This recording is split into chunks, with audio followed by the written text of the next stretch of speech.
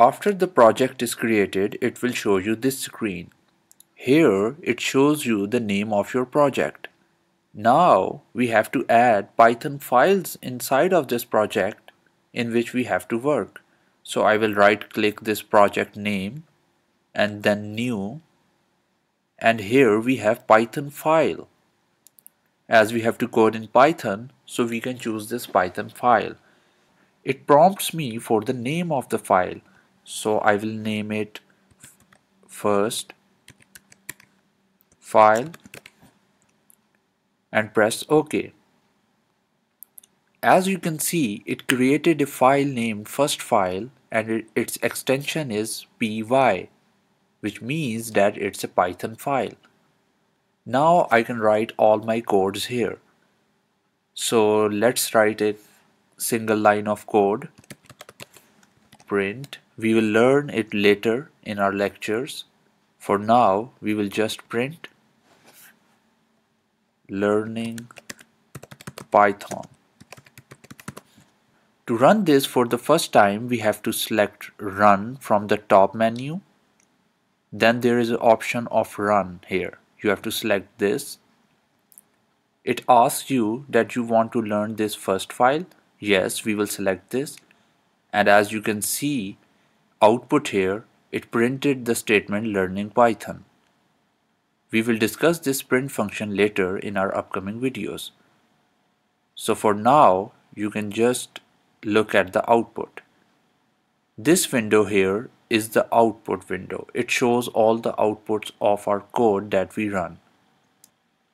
Now if you want to run the code again, for example, I added another line of print command here, learning Python 2. Now you don't have to go onto the top run menu.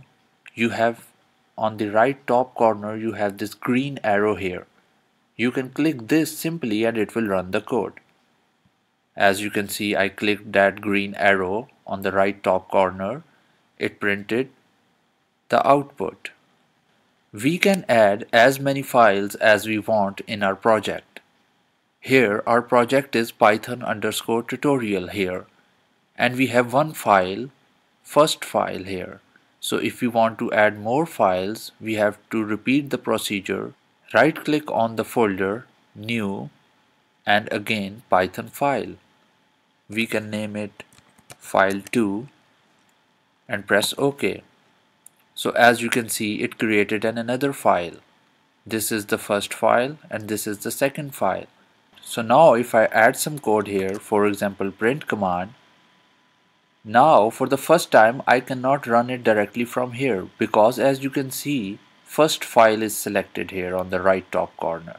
So to select file 2, I have to repeat the procedure. I have to go to the top menu, select run, and then this option run.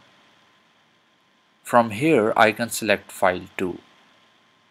So you have to select this file 2, and as you can see, it is now running the file 2.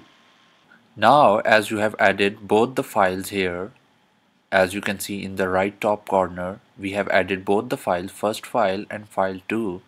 Now whichever file we want to run, we have to just select that and run it from here. So for example, if I want to run first file, I will select it here and just simply press this green arrow button. As you can see, output has changed and it's the output of first file. That's all from this session. Let's move to our next session.